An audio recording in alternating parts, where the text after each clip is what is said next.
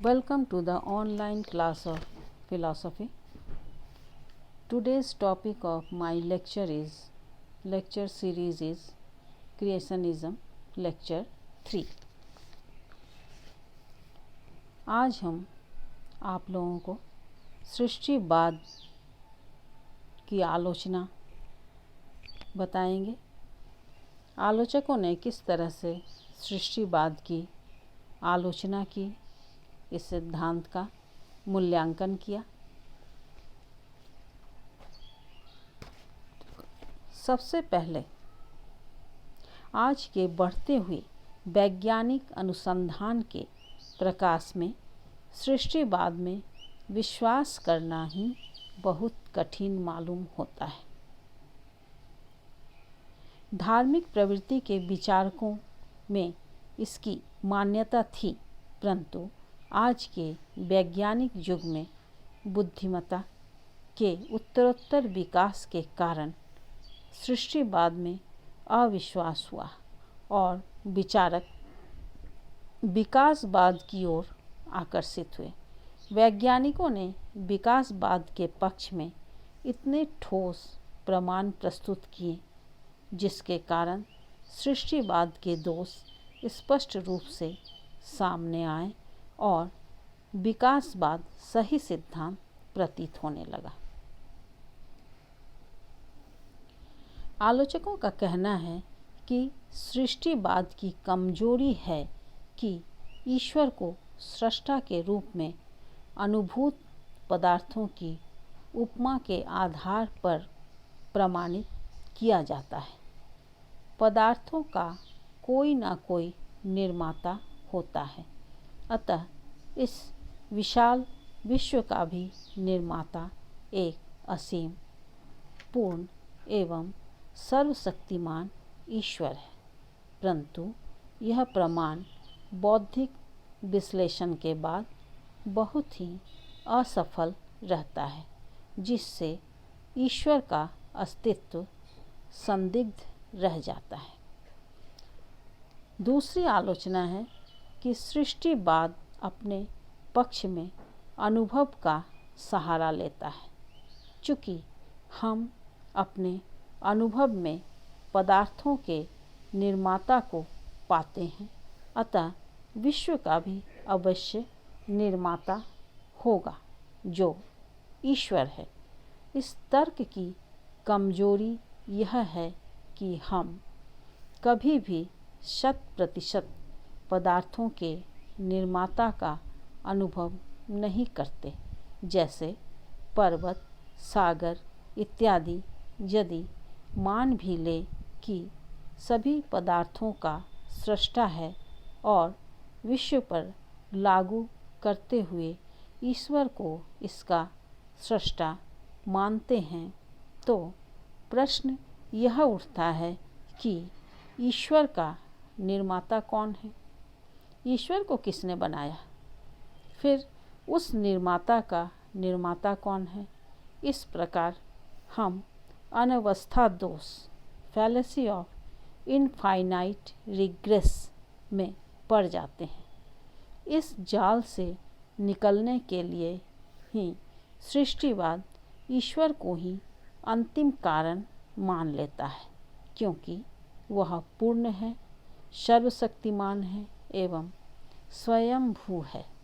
वह स्वयं अपना कारण है, परंतु यह व्याख्या संतोषजनक नहीं है। यह तो मानना हुआ।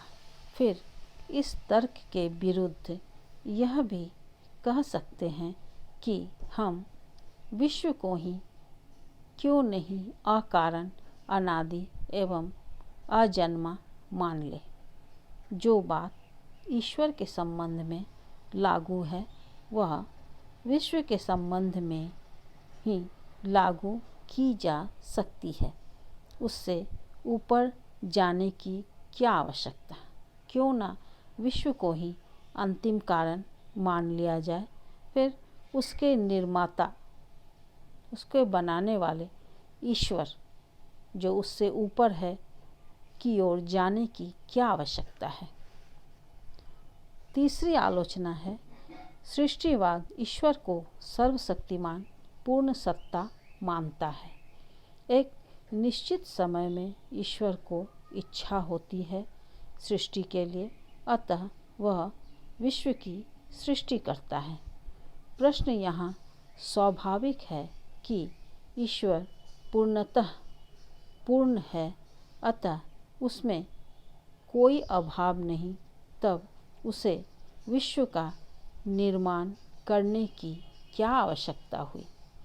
जब पहले केवल ईश्वर ही था, विश्व नहीं था, तब बाद में भी बिना विश्व के वह रह सकता था। यह उत्तर कि वह लीला के लिए सृष्टि करता है, आवश्यकतावश नहीं, तब यह भी संतोष नहीं दे पाता, क्योंकि उस स्थिति में ईश्वर को लीला की अपेक्षा है। यह ईश्वर की पूर्णता पर आघात है। चौथी आलोचना है कि ईश्वर को निमित्त कारण सभी सृष्टिवादी मानते हैं, परंतु निमित्त कारण के संबंध में हमने विभिन्न विचारों को देखा।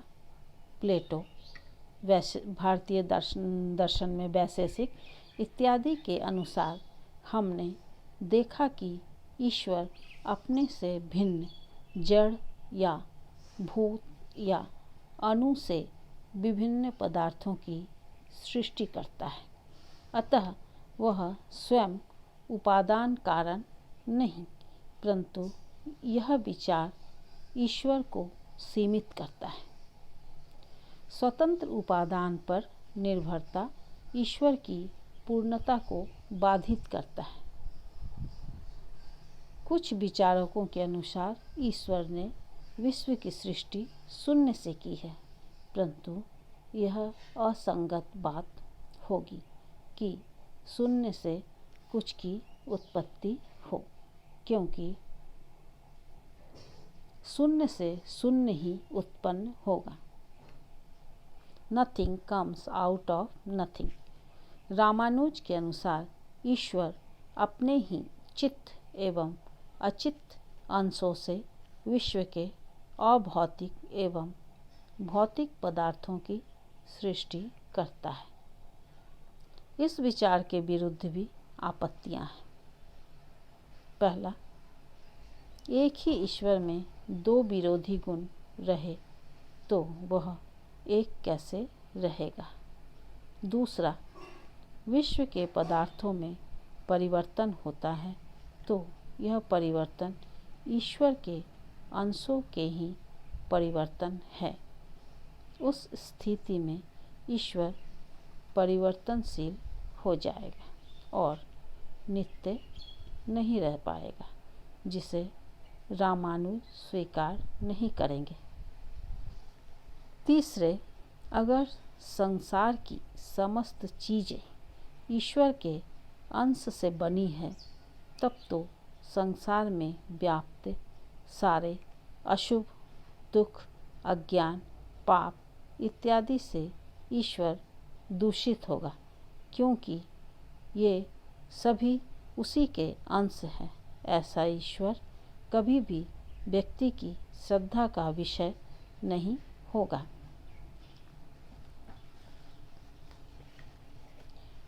आलोचकों ने सृष्टिवाद की पांचवी आलोचना करते हुए कहा है कि सृष्टिवाद के सभी विचारकों के सामने एक विकट समस्या है, जिसकी युक्ति संगत व्याख्या नहीं मिलती। विश्व में अशुद्ध तत्व जैसे दुख, अज्ञान, अभाव, अपूर्णता, पाप इत्यादि स्पष्ट रूप से देखने को मिलते हैं। अगर ईश्वर ने विश्व का निर्माण किया, तब तो अशुभ की व्याख्या कैसे होगी। ईश्वर स्वयं शुभ है, अशुभ की सृष्टि उसने क्यों की। दो विकल्प हैं, या तो उसने सृष्टि नहीं की या ये उसी की सृष्टि के परिणाम है। पहले विकल्प के मानने से ईश्वर के सर्वस्रष्टा होने पर आँच आती है। दूसरे विकल्प को मानने से ईश्वर के पूर्णतः शुभ होने पर आँच आती है। कैसी दुविधा है?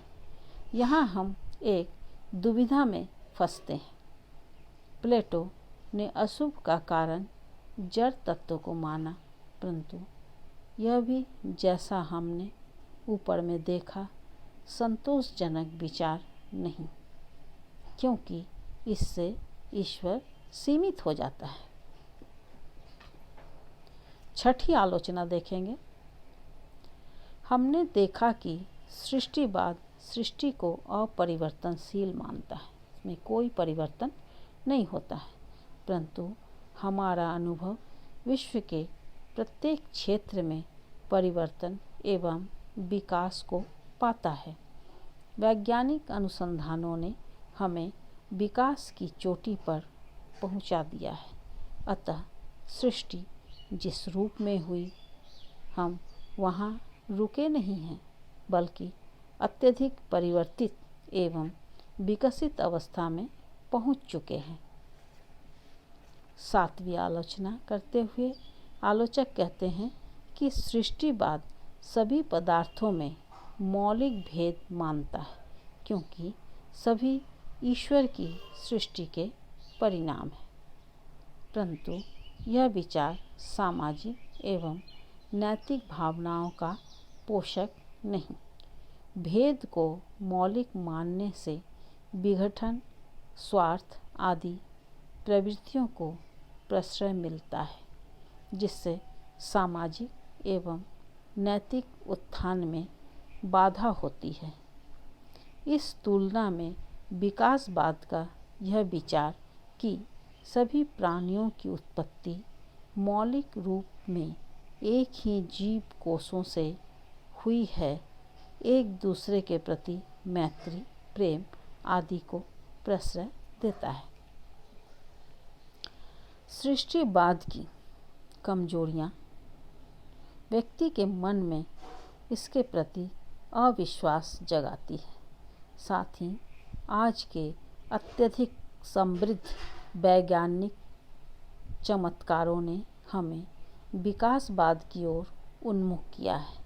अतः हम विश्व विज्ञान के संदर्भ में दूसरे सिद्धांत यानी विकासवाद की विवेचना अगले क्लास में करेंगे। धन्यवाद।